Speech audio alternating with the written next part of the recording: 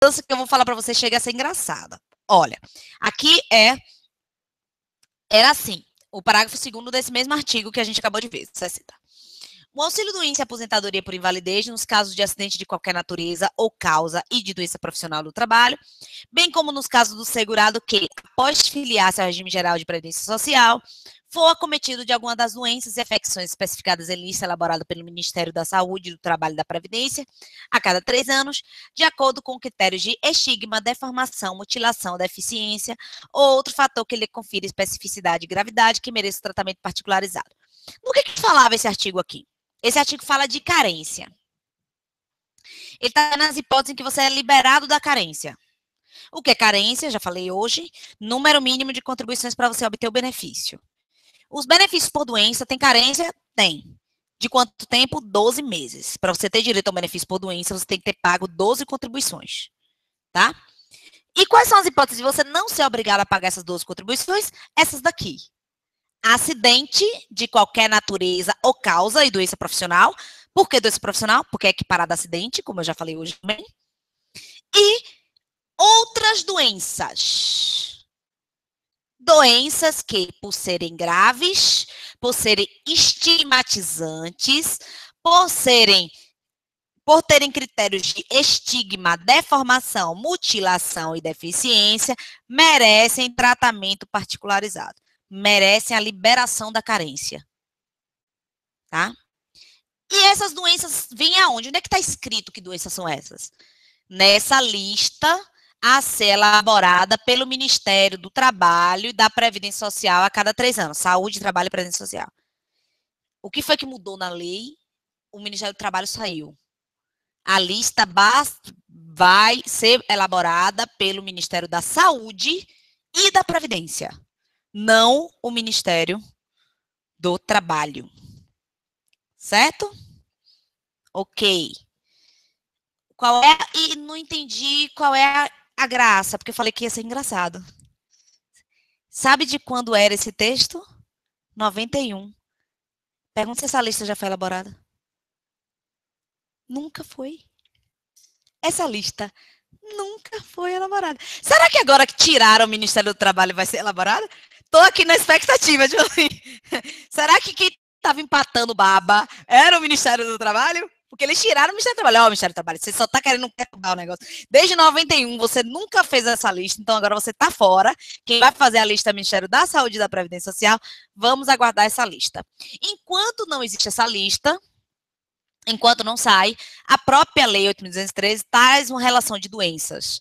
E aí o artigo diz assim, enquanto não for elaborada a lista, tais e tais doenças são isentas de carência. E aí ele coloca lá algumas doenças, tá? Bom. Exatamente. Então, mudou aqui, auxílio-doença ou aposentadoria por invalidez, é a mesma coisa, já li para vocês, esse é o artigo que ficou, Ministério da Saúde e da Previdência Social. Foi a única coisa que mudou. Aqui é o artigo das doenças, tá? Também foi alterado. Alterado apenas para incluir essas duas doenças, tá? Então, como é que é? O artigo 151. Até que seja elaborada a lista, ó. O artigo, coitado, em 91, esse artigo entrou em vigor aqui, ó, até que seja elaborada a lista. Eu imagino que o legislador pensa, não, olha, essa lista deve demorar alguns meses aí para ser elaborada, então bora fazer esse artigo provisório. Esse artigo provisório é que está em vigor de 91 até agora. Até que seja elaborada a lista de doenças mencionadas no inciso 2º do artigo 26, que foi a que a gente acabou de ler. Independe de carência, ou seja, não precisa de carência. Você pode ter uma contribuição, você vai ter direito. Se você for acometido para a concessão de auxílio-doença e aposentadoria por invalidez, o segurado que, após se filiar ao regime, gente, isso é para tudo. O regime de previdência não admite doença pré-existente. Porque o regime de previdência tem como natureza o regime de seguro. Observe que INSS é Instituto Nacional do Seguro, não é da Seguridade. Seguro. Por quê? Porque a origem dos planos de previdência é baseado no seguro, no direito securitário. O que é esse resquício que ficou até hoje é a ideia da doença pré-existente. Você compra um carro, o carro é roubado. Você chega na Porto Seguro e diz, eu quero fazer o seguro do meu carro que foi roubado. É possível? Da mesma forma que não é possível doença pré-existente.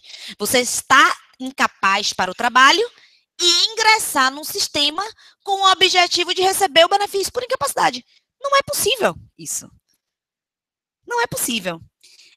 Só há uma hipótese no caso de agravamento. Então, eu tenho vários casos lá no escritório, assim, e todos são legais, nenhum é fraude.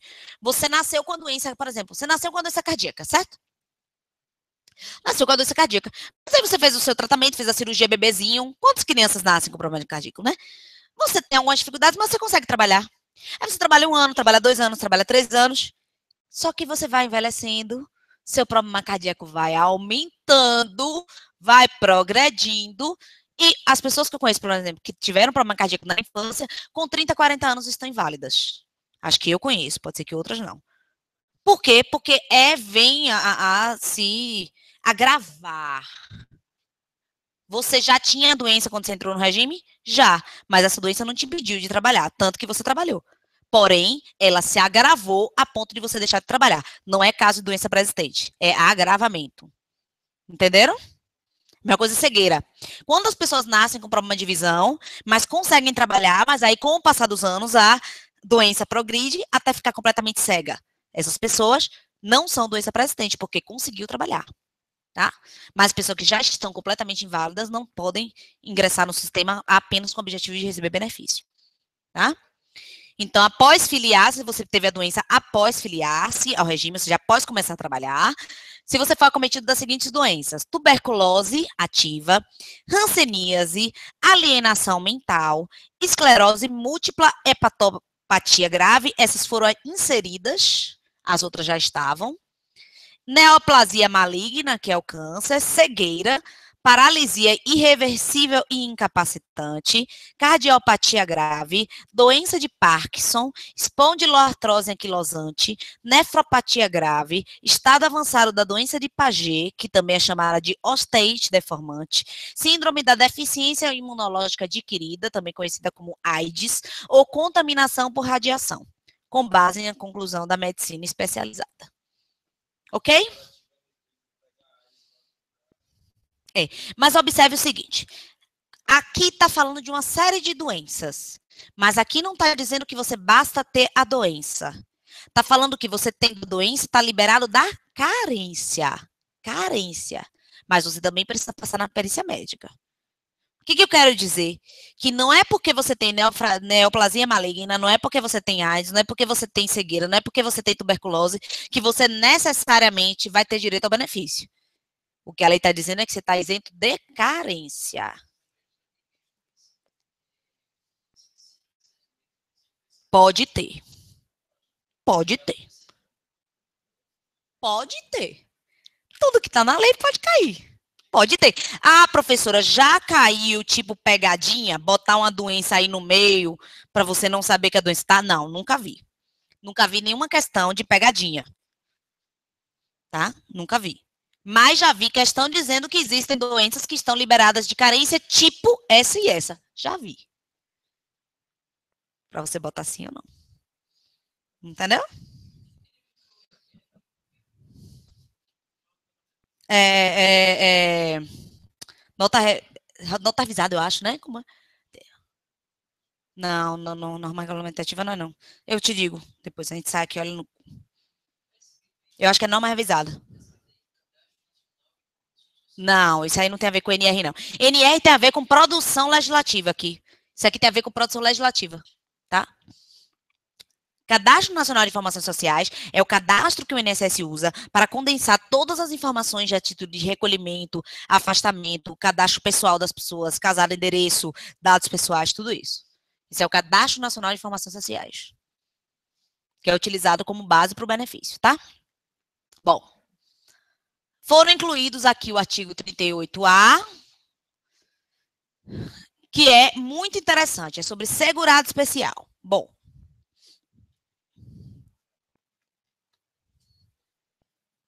o segurado especial, ele é... Quem é o segurado especial? é aquela pessoa que trabalha num regime agrícola, trabalha com pesca artesanal, ou trabalha com marisco, catador de marisco, ou com seringueiro, que é o extrativismo, como seringueiro, que é o extrativismo vegetal. São pessoas que trabalham ou no campo, ou na coleta, ou em praias, rios, né? Situações de subsistência, situações de sobrevivência. Trabalho exclusivamente para a própria subsistência, tá? Essas pessoas não precisam contribuir obrigatoriamente para a Previdência Social, mas elas são seguradas obrigatórios. Então, elas são seguradas como qualquer outro, embora elas possam vir a se aposentar sem nunca ter contribuído. Porque, como diz o nome, é um segurado especial.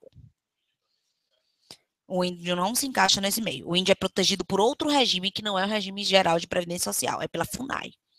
Tá? Bom, o Ministério, quem fazia parte disso aqui, saiu, é o garimpeiro.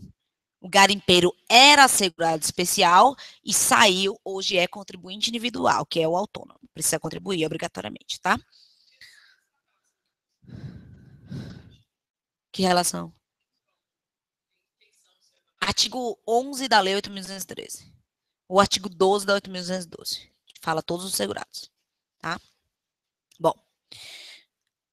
Você vai ter que ler a lei toda, então nem adianta anotar o artigo. Mas não precisa. Você vai ter que ler. Se você começar a ler a lei, artigo 1, 2, 3, rapidinho você chega lá, porque os primeiros artigos, inclusive, são curtinhos. É o 11 é o maior, logo do início da lei. É o enorme. Tá? Ah, tá ótimo. Mas já tô dando a dica, tem que ler toda. Hashtag fica a dica. Bom, 38A. O Ministério da Previdência Social desenvolverá programa de cadastramento dos segurados especiais. Imaginem que um tipo de segurado que não precisa comprovar recolhimento para ter direito a benefício é um tipo de situação em que ocorrem muitas fraudes. Eu conheço um monte de gente que mora em Salvador e que quando completa 55 anos mulher, porque a idade ainda é reduzida, 60 anos homem, corre para a roça onde guardou uma terrinha lá, abandonada, pega os documentos e vai para o INSS dar entrada no pedido de aposentadoria, alegando que sempre trabalhou na roça. Trabalhava na roça? Não. Tenta o quê? Fraudar a legislação. Porque só vai ter direito a esse benefício as pessoas que comprovem 15 anos de trabalho em ambiente rural, 15 anos de pesca artesanal, 15 anos e mais a idade, 55 anos mulher, 60 anos homem, tá? Com o objetivo de combater essas fraudes e, ao mesmo tempo, não negar benefício a pessoas que efetivamente têm o direito, porque, às vezes, quanto mais humilde a pessoa, quanto mais ignorante a pessoa, menos ela tem o cuidado de guardar os documentos para comprovar aqueles 15 anos. Regularizar a terra, muitas vezes a terra é de primo, de tio, emprestada, é meiro, divide com alguém sem documento nenhum. E aí, na hora que vai se aposentar, cadê as provas de que trabalhava na roça? Né? Então, o INSS, a Previdência Social, acertadamente trouxe nessa lei uma criação de um cadastro, programa de cadastramento dos segurados especiais, podendo, para tanto, formar convênio com órgãos federais, estaduais, do Distrito Federal e dos municípios, bem como entidades de classe, em especial as respectivas confederações e federações. Confederações e federações de trabalhadores rurais, confederações e federações de pescadores, de marisqueiros, de seringueiros, tá? O programa de que trata o caput desse artigo deverá prever a manutenção e atualização anual do cadastro e conter todas as informações necessárias à caracterização da condição de segurado especial. Vejam como uma criação de um cadastro como esse tem todo o potencial para praticamente acabar ou diminuir muitas fraudes. Todo ano o município atualizar o endereço na terra, e lá na terra, quem está trabalhando nessa terra? Quem são as pessoas? A pessoa tem que ir lá dizer de quem é a terra, quem está trabalhando na terra. Entenderam? Quem faz parte ali, se tem empregado, se não tem empregado, o que cultiva? Tudo isso para provar que a cultura é subsistência, que só a família que trabalha, que não tem empregados, porque são requisitos para ser segurado especial. Não, você não pode ter outro tipo de renda. Se você tiver outra renda, você não é segurado especial. A não ser que essa renda sejam específicos. A lei prevê exceções, rendas baixas. Mas aí não é renda. Depende do que é utilizado a cabeça de gado. Quando você me fala que a pessoa tem 10 cabeças de gado, não é necessariamente renda. Se ele tiver 10 casas de aluguel, é renda. Mas a cabeça de gado depende. Se aquela cabeça de gado utiliza para quê? É para tirar o leite, aí vende na feira. Mas vende o quê? Vende quantos litros de leite na feira? Porque às vezes você vende uma quantidade de litros de leite que só é suficiente para sua manutenção, para comprar o feijão, porque você não produz tudo, ninguém produz tudo. Entendeu? Esse tipo de comércio a lei permite para o segurado especial. O que a lei não permite é que você tenha, por exemplo, uma indústria de leite. Entendeu? A questão tem que ser para sua subsistência. Não necessariamente você tem que só aquele leite é só para beber, não pode ser para vender, desde que o que você apure na venda seja para subsistência, tá? A aplicação do disposto, o programa de que trata deverá prever manutenção e atualização anual do cadastro e conter todas as informações necessárias, essa eu li, a condição de segurado especial. Da aplicação do disposto desse artigo não poderá resultar nenhum ônus para os segurados. Óbvio, você imagina que são pessoas que já vivem numa condição de financeira não muito vantajosa. Se você ainda prevê que eles paguem alguma coisa, não. Não terá nenhum ônus para os segurados, sejam eles filiados ou não às confederações, federações e entidades sindicais.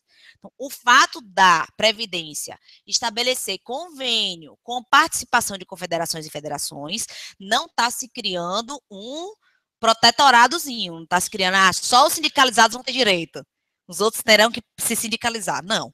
Mesmo não sindicalizados, poderão participar do cadastro. Não serão obrigados a se sindicalizar. O INSS, no ato de habilitação ou de concessão do benefício, deverá verificar a condição do segurado especial e, se for o caso, o pagamento da contribuição previdenciária. Observe que é se for o caso, porque, como eu falei, não é obrigatório o pagamento em todos os casos, apenas em casos específicos que são previstos na Lei 8.212, que é o caso de excedente de produção, de lucro. Vamos imaginar que você tem um excedente de produção e você obteve um lucro na venda do leite, por exemplo. Você pode acontecer? Pode. Você vai ter que recolher a contribuição previdenciária sobre esse excedente. Você continua como segurado especial. Pode participar de cooperativa, pode participar de sindicato. Pode exercer atividade artística desde que não supere 120 dias por mês. Pode exercer atividade turismo agrícola na sua fazenda. Tem uma série de exceções, tem que ler a lei, porque é muita exceção, que permite que você exerça atividades econômicas sem perder qualidade de segurado especial. Tá lá na 8.213, no próprio artigo que fala de segurado. Da contribuição previdenciária, considerando, dentre outros, o que consta no Cadastro Nacional de Informações Sociais, de que trata o artigo 29. Óbvio que esse cadastro de segurados especiais não vai ser dissociado do Cadastro Nacional, né? Deve ser um cadastro que vai andar em paralelo, os dois ali, um alimentando o outro. Né? Até porque o Cadastro de Informações Sociais é muito utilizado para descaracterizar. Eu já tive vários clientes. De cliente chegou lá no escritório que você acredita no seu cliente, né? Às vezes você se ferra, porque o cliente mente para você também, advogado. Você chega lá na audiência, aconteceu comigo. Chega na audiência, cliente, doutora, trabalhei na roça a vida toda. Ele acha que só você que é besta, né? O resto, todo mundo é besta, só ele que é esperto, né? Chegou na audiência, o INSS me traz 10 folhas do Cadastro Nacional. Trabalhou como mecânico, trabalhou como tratorista em indústria em São Paulo nos últimos 15 anos. Não, é claro. Aí você olha assim e diz assim, é verdade. Eu que vou acusar agora. Não vou mais defender, não. Pois é. Então, quer dizer, o Cadastro Nacional de Informações Sociais, ele anda de mãos dadas com os outros cadastros, né? Bom, até também para colaborar. Porque o fato de não ter outras atividades no Cadastro Nacional é um indicativo de que você pode realmente estar exercendo aquela atividade especial, segurado especial. Outro artigo incluído em relação a segurado especial, artigo 38b. O INSS utilizará as informações constantes no cadastro, que é esse cadastro que a gente viu, de segurado especial, para o fim de comprovação da atividade da condição de segurado especial e do respectivo grupo familiar. Havendo divergência de informações para fim de reconhecimento de direito, com vista à concessão de benefício, o INSS poderá exigir a apresentação dos documentos previstos no artigo 106. Que documentos são esses? Documentos que provam sua qualidade de segurado especial. Escritura da terra, comprovante de endereço, comprovante de compra de insumos agrícolas, uma série de documentos que você prova sua condição de segurado especial, tá? Bom, em relação àquela lei que a gente viu, de 17 de junho de 2015, foram essas mudanças.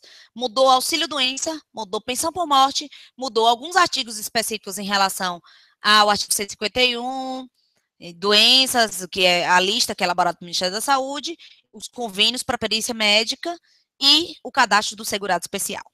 Agora vamos ver a mudança da Lei 13.183 de novembro de 2015.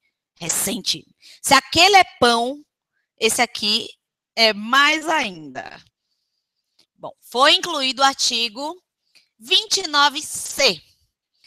O segurado que preencher o requisito para aposentadoria por tempo de contribuição poderá optar pela não incidência do fator previdenciário.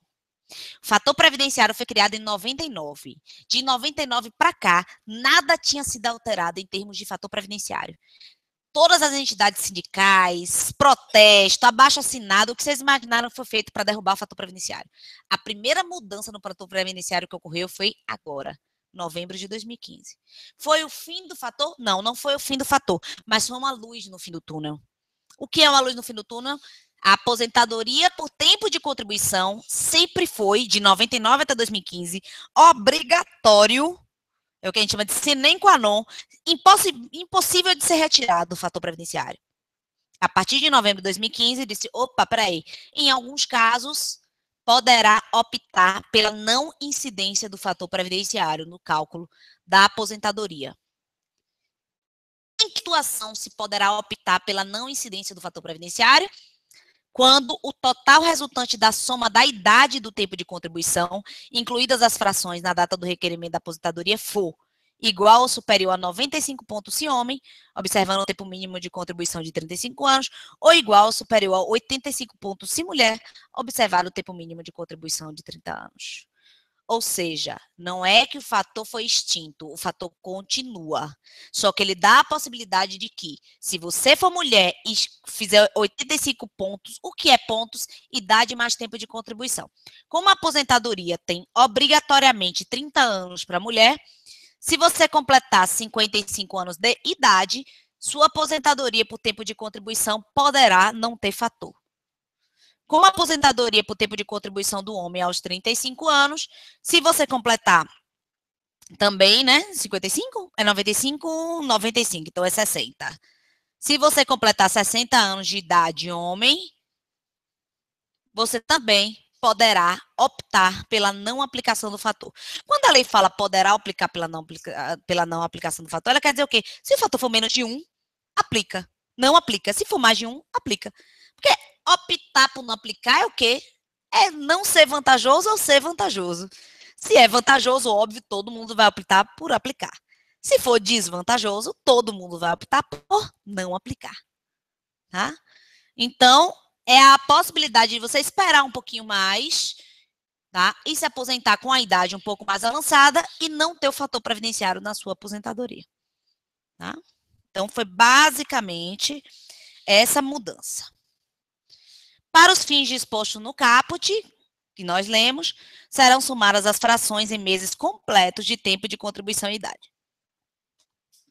Ou seja, não são computados dias, são computados meses. Então, você pode ter 30 anos e 1 mês de tempo de contribuição mulher, e aí você não precisa ter 55, você pode ter 54 anos e 11 meses. Somos meses completos, tem que dar 85. Tá? Isso é bom porque, pensem o seguinte, é o que eu digo sempre aos clientes, foi muito inteligente quem criou isso aqui. Sabe por quê? Porque é o seguinte, quem criou foi o Congresso, e a presidente não aceitou o que o Congresso previu, vetou e criou, através da medida provisória, uma nova fórmula, que é essa aqui que a gente está vendo, que depois foi aprovada pelo Congresso. Tá?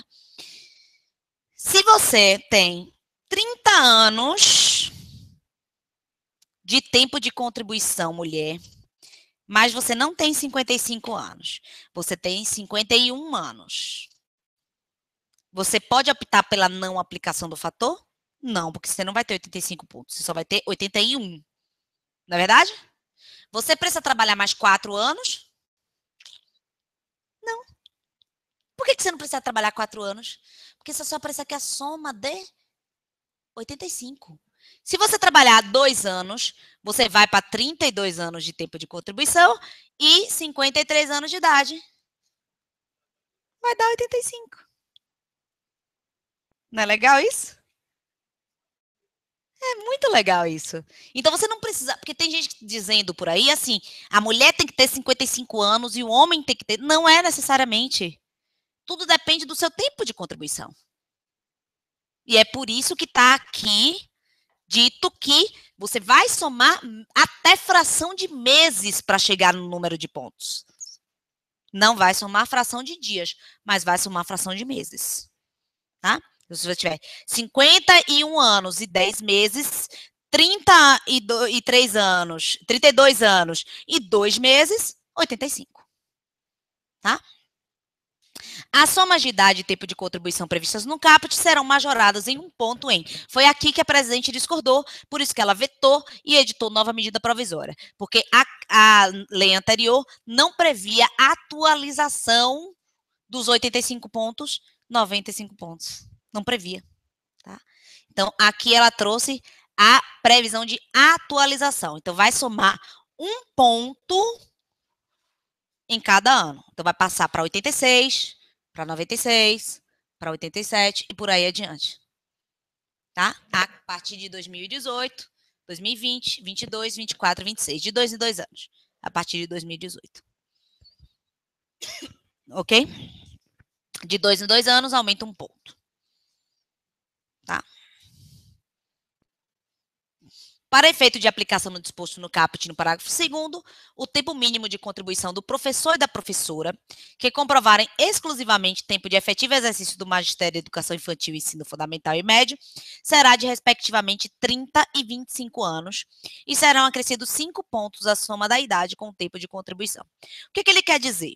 O professor e a professora que trabalha exclusivamente em ensino médio e fundamental, ela se aposenta com 25 anos.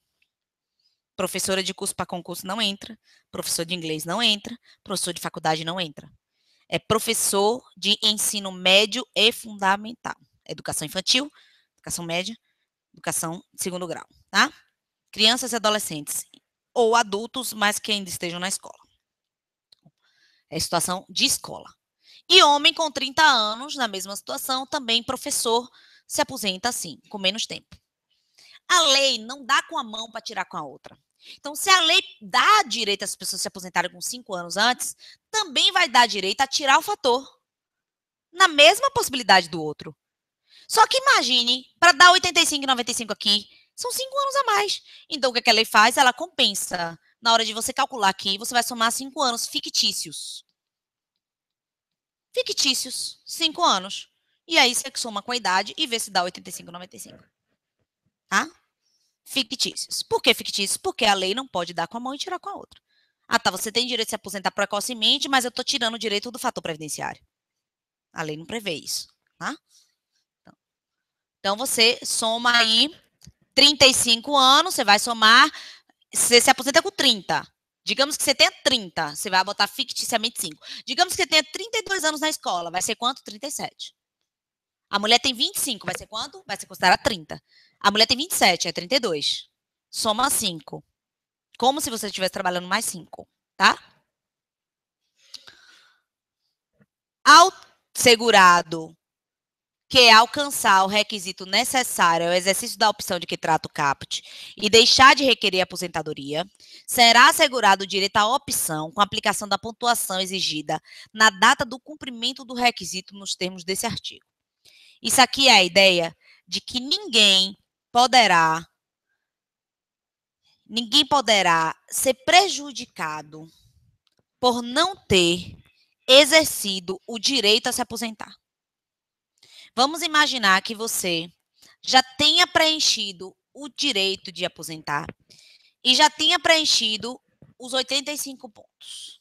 Então, você já tem o direito a ser liberado do fator. Mas você não quer se aposentar. Você não quer se aposentar. Você quer continuar trabalhando. A empresa lhe dá vantagens. Se você se aposentar, você sabe que você vai ser despedido. Então, você não tem interesse em se aposentar. Você ganha mais trabalhando do que aposentado. Certo? Você vai ser prejudicado? Não, o que a lei está dizendo aqui é que você não vai ser prejudicado. Se você depois vier a se aposentar, você diz, olha, eu tinha direito a 85 eu não quero que aplique essa tabela aqui, que aumenta 1 ponto a cada um. Você pode optar por não aplicar, que é aumentando 1 ponto cada um? Pode, desde que você prove que você já tinha 85 pontos mulher antes de 2018, 90 pontos homem antes da mudança, antes da atualização.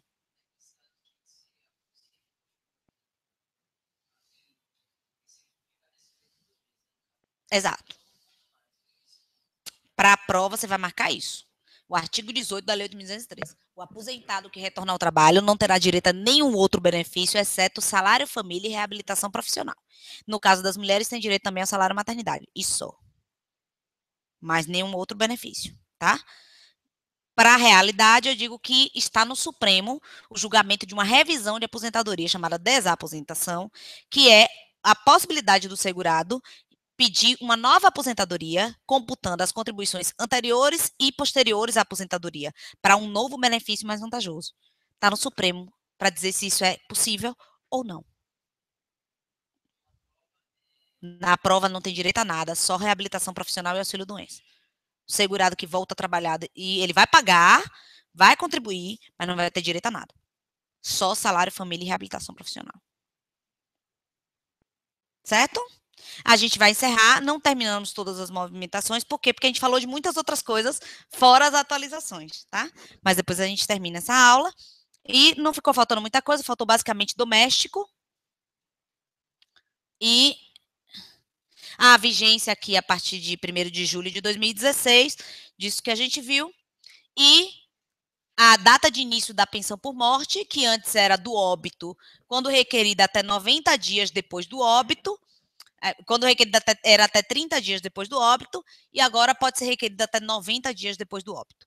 Então, você pode pedir a pensão até 90 dias e você vai ter direito a receber desde o óbito. Antigamente, você tinha só 30 dias para pedir para receber desde o óbito. Se você pedisse depois de 30 dias, você só recebia da data que você pediu para frente. Você não recebia desde o óbito, tá? Então, aumentou o prazo para 90 dias. Então, a viúva, o filho, tem mais tempo para pedir a pensão, tá? Até porque é um momento de óbito, não é um momento de confusão mental, se aumentou esse prazo. E se incluiu também o parágrafo 6º no artigo 77. O exercício de atividade remunerada, inclusive na condição de microempreendedor individual, não impede a concessão ou manutenção da parte individual da pensão do dependente com deficiência intelectual ou mental ou deficiência grave. O que ele quer dizer?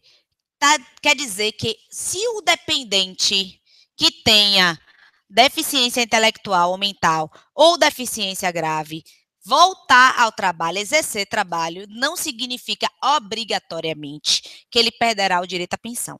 Ele só vai perder o direito à pensão se a perícia médica identificar que a incapacidade dele cessou. Porque o fato de você retornar ou exercer uma atividade não significa que sua incapacidade não cessou. Tá? Principalmente no caso do deficiência intelectual ou mental. Observe, ou deficiência grave. Observe que diversas empresas aceitam pessoas com deficiência, mesmo mental, mesmo intelectual, tá? A perícia vai avaliar se houve uma recuperação da atividade ou se, apesar de você não ter recuperado, você continua incapaz, você consegue exercer algum tipo de atividade. E aí, nesse caso, mantém a cota da pensão. Ok? Só vai ficar faltando isso aqui, que é basicamente doméstico, né? É que o doméstico, a gente vai ler tudo, mas eu vou resumir para vocês. O doméstico passou a ter todos os direitos do empregado normal para fins previdenciários. É basicamente isso. O empregado doméstico não tinha uma série de direitos. A Previdência Social excluía ele. Por exemplo, o doméstico não tinha direito a nada vinculado a acidente de trabalho. Tá? E isso tudo modificou a partir dessa Lei Complementar 150, de 1º de junho de 2015. Certo? Foi um prazer conhecer vocês. Até mais.